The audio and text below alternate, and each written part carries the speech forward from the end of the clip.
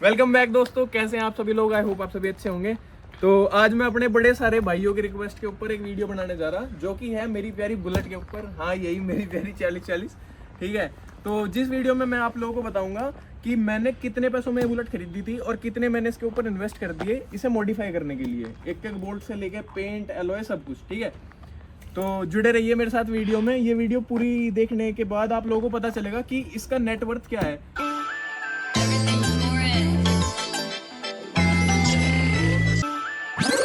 कैसे लगे आप लोगों को सिनेमैटिक शॉट्स, जो कि इन्हीं प्यारे हाथों से बने थे। ठीक है, ज़रूर कमेंट सेक्शन में मुझे बताना। तो चलिए शुरू करते हैं, लेकिन उससे पहले मैं आप लोगों को कुछ बता दूं कि मेरे कुछ दोस्त ये पूछ रहे हैं कि मैंने व्लॉगिंग की छोड़ी नहीं है। कुछ टाइम बाद हम लोग कंटिन्यू करेंगे, लेकिन अभी इसी कंटेंट पे फोकस करते हैं। अगर आपको ये कंटेंट अच्छा नहीं लगे तो आप मुझे कमेंट सेक्शन में बता सकते हैं, हम कंटेंट शिफ्ट कर लेंगे। तो दोस्तों, सबसे पहले मैं आपको बता दूं कि ये बुलेट मेरे को पड़ी थी 31,500 रुपये की। ठीक है, इसकी बहुत ही खस्ता हालत थी। मैं इसका फोटो भी लगा दूंगा। ठीक है, उसको आप पहचान भी नहीं पाओगे कि ये वही बुलेट है। इसके बाद बात करते हैं इसके पेंट की। ठीक है, इसके पेंट की कंडीशन ठीक थी, मतलब ओके, इतना कोई बेकार पेंट नहीं था इसके ऊपर। तो मेरे को दोबारा पेंट कराने की जरूरत नहीं पड़ी, बस मैंने इस पे 2K पेंट की टचिंग करवाई थी, उसके ऊपर एक क्लियर कोट लगवा दिया था बस, और कुछ नहीं। जो कि मेरे को पड़ा 4500 रुपये का, जिसमें कि इसकी टैंकी पे पेंट हुआ है, दोनों टूल बॉक्स पे पेंट हुआ है, और पिछले आधे मडगार्ड पे पेंट हुआ है, और अगले पूरे मडगार्ड पे पेंट हुआ है। इसके बाद हमने इसका इंजन कराया था पूरा, जो कि मेरे को पड़ा पूरे 13,000 रुपये में, जिसमें कि इसके पिस्टन चेंज हुए थे, इसमें रिंग डले थे, और फिर हमने करी थी इसकी क्रैंक ऑर्डर। ये मॉडल है 1984। ठीक है, 1984। हाँ, बड़ी शॉकिंग बात है, इतनी अच्छी कैसे है वही आप लोगों को बताने लग रहा हूँ वीडियो में। ठीक है, तो इसमें क्रैंक आती थी 8 किलो की। ठीक है, फिर 2004 तक आई 8.5 किलो की, और 4 से लेके आई 10 तक आई वो 10 किलो की क्रैंक इसमें। ठीक है, तो फिर मैंने क्रैंक इंपोर्ट कराई पंजाब से 10 किलो वाली। इसमें 8 किलो वाली थी, वो रिप्लेस कराई। इसमें 10 किलो वाली क्रैंक है अभी। और ये है कि जितनी ज़्यादा हैवी क्रैंक होगी, उतना ज़्यादा हैवी आवाज़ बनेगी मोटरसाइकिल की, उतनी ज़्यादा बढ़िया बाइक चलेगी। ठीक है, खैर मुझे इतना पता नहीं भाई, गाड़ी वाड़ी मत दियो कमेंट्स में। ठीक है, मैं बुलेट प्रेमी तो हूँ, लेकिन मैं मिस्त्री नहीं हूँ। जितना मतलब एक बुलेट प्रेमी को पता होना चाहिए, उतना मुझे पता है शायद। बाकी आप लोग बताओगे कमेंट सेक्शन में कि पता है या नहीं पता है। तो उसके बाद इसकी क्रैंक आई थी, वो आई थी 8,500 रुपये की 10 किलो वाली क्रैंक। ठीक है जी, वो इसमें मैंने डलवाई। इंजन हुआ पूरा। ठीक है जी, इंजन पे मैंने पेंट नहीं करवाया, इंजन पे ओरिजिनल पेंट है वही। अब यूँ मेरे को पता नहीं कि उन्होंने छिड़वाया था पेंट या नहीं छिड़वाया, लेकिन जो पेंट इस पे था मैंने नहीं छिड़वाया था। पेंट जुगा तो वही है। करते हैं इसके एलॉयज की, जो कि साई पराडो इनके इंडिया के हैं, जो कि मेरे हिसाब से एकमात्र एक ऐसी कंपनी है जो इंडिया में बाइक्स के एलॉय बनाती है। बाकी और हो तो, अगर मेरे को नॉलेज नहीं है तो आप लोग कमेंट सेक्शन में ज़रूर बताएं। ठीक है, मेरे हिसाब से इसके बेस्ट एलॉयज यही होते हैं, अगर हम हर तरीके से देखें तो। ठीक है, दिखने में भी अच्छे हैं और सपोर्ट होगी इनमें इक्वल तीनों साइड, 1 2 3। ठीक है, जिसमें कि इसकी मजबूती का पता चल जाता है। कई मेरे दोस्त एस वाले एलॉयज प्रेफर करते होंगे। ठीक है भाई, अच्छी बात है, अपनी अपनी पसंद होती है, लेकिन अगर आप प्रैक्टिकली देखो तो वो वाले एलॉयज मजबूत नहीं है। वो स्प्लेंडर के लिए ठीक है, लेकिन ये भारी बाइक है भाई, इसमें 2 ही जगह सपोर्ट होती है बस। और मेरे हिसाब से तो भाई तुम्हें नहीं गिरवाने चाहिए, क्योंकि रेट के हिसाब से भी वो महंगे हैं। बाकी तुम्हारा पैसा है भाई, तुम कहीं भी इन्वेस्ट कर सकते हो। ये मेरे को पड़े भाई 8,000 रुपये के। मेरे हिसाब से ये वाले एलॉय बेस्ट हैं आपकी बुलेट के लिए, जो कि पड़ेंगे आपको 8,000 रुपये के। अब का प्राइस मेरे को पता नहीं, लेकिन मैंने डलवाए थे ऑलमोस्ट 1 साल होने वाला, तो 1 साल पहले मैंने एलॉय डलवाए थे 8,000 रुपये के। उसके बाद मैंने इसकी बोल्ट किट मंगाई थी, जो कि आई पंजाब से, और इसका हैंडल मंगाया था, जो कि RT वाला है, राजदूत वाला। ठीक है, ये हैंडल मेरे हिसाब से तो भाई मोस्ट कंफर्टेबल हैंडल है बुलेट के लिए। बाकी भाई तुम लोगों की अपनी अपनी पसंद है, तुम अपने हिसाब से भी देख सकते हो। ठीक है, बोल्ट किट मेरे को पड़ी इसकी 3,000 रुपये की, जो कि सारी बाइक के बोल्ट आए थे इसमें, ऊपर के चेसी के बोल्ट छोड़ के ऊपर के सारी बाइक के बोल्ट आगे थे। और हैंडल मेरे को पड़ा 350 रुपये का। ठीक है जी, उसके बाद मैंने ऑर्डर करी इसकी गद्दी, जो कि है ओल्ड मॉडल वाली, 2010 मॉडल में जो आया करे थी भाई। मैं इसका पार्ट नंबर भी लगा दूंगा, अगर आप लोगों को चाहिए तो आप लोग मुझे कमेंट सेक्शन में बता सकते हो। अगली वीडियो में या फिर इंस्टाग्राम स्टोरी पे मैं इसका पार्ट नंबर भी शेयर कर दूंगा। गद्दी मेरे को पड़ी भाई पूरे 1470 रुपये की, मतलब ऑलमोस्ट 1500 रुपये मान लो, क्योंकि इसके लगने वगैरह खर्चा भी है। इसके बाद भाई मैंने इसके शोकर चेंज कराए थे, जो कि मेरे को पड़े शायद 1700 का एक शोकर था, तो दोनों शोकर मेरे को अराउंड 3500-3600 रुपये के मेरे को दोनों शोकर पड़ गए थे भाई, पिछले वाले। तो इसके बाद बात करते हैं सबसे इम्पोर्टेंट चीज़ की। क्या है सबसे इम्पोर्टेंट चीज़? जी हाँ, बुलेट का साइलेंसर। ठीक है, इसमें है भाई 2010 मॉडल CI बुलेट का ओरिजिनल साइलेंसर। ठीक है, जो कि आवाज़ नहीं करता।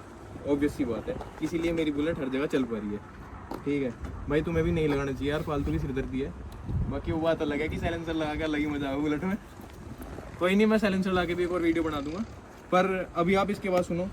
बाकी मैं आपको बता दूं कि ये साइलेंसर मुझे पंजाब, हरियाणा, दिल्ली कहीं नहीं मिल पाया था। मिल रहा था तो बहुत ही ऊक चूक रेटों में मिल रहा था भाई। 12,000 रुपये का ओरिजिनल साइलेंसर है रॉयल एनफील्ड का अब वाला, ठीक है, जो अब वाले मॉडल में आता है। ठीक है, लेकिन ये वाला साइलेंसर जो कि 2010 मॉडल का सेकंड हैंड साइलेंसर है, ये मेरे को मिल रहा था 8,000 का, 9,000 का, 10,000 का। ठीक है, फिर मैं दिल्ली में गया भाई, करोल बाग में मेरे को एक बाइक में लगा पा गया। मैंने उनसे बात करी कि आप मुझे साइलेंसर दे दो, जो भी आपके पैसे बढ़ेंगे वो मैं आपको दे दूंगा। तो ये साइलेंसर मेरे को पड़ा भाई 4500 रुपये का, जो कि ऑब्वियस सी बात है ज़्यादा है, लेकिन कोई बात नहीं भाई, हमें तो लेना ही था। जब कहीं और नहीं मिल रहा था, मुझे सबसे अच्छे रेट यही लगे, तो मैंने भाई ख़रीद लिया। अब मैं आप लोगों को इसकी आवाज़ चेक कराता हूँ भाई, बहुत ही जेन्युइन आवाज़ है।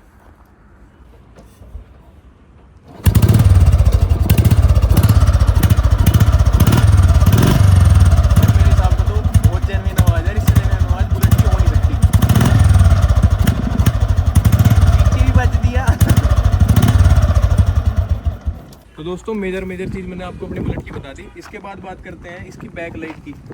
ठीक है, जैसे कि आप अब वाले मॉडल में देखते होंगे बहुत छोटी छोटी प्लेट आ रही है। ठीक है, ये प्लेट भाई ये सिर्फ G2 बुलेट में आया करती थी, जो कि इंग्लैंड वाले मॉडल थे। ये भी मैंने इंपोर्ट करवा रखी पंजाब से। ये सिर्फ आपको पंजाब में ही मिल सकती है मेरे हिसाब से, अगर कहीं और मिल जाए तो मेरे को नॉलेज नहीं है इतनी। ठीक है जी, ये प्लेट मेरे को पड़ी थी भाई 500 रुपये की। ये पूरी असेंबली आती है भाई। ठीक है, और उसके बाद मेरे को ये हैंडल स्विच लेने पड़ गए थे, क्योंकि जो ओल्ड मॉडल वाले थे भाई वो बहुत छोटे छोटे से थे, और मेरे हिसाब से तो यार वो काम के लायक नहीं थे, ख़राब भी हो रखे थे। तो ओल्ड वाले भी मैं लगवा सकता था, लेकिन जब वो वाले अवेलेबल नहीं थे उनके पास, तो मेरे को यही लगवाने पड़े। ये दोनों मेरे को पड़े भाई अराउंड 650-700 रुपये के शायद।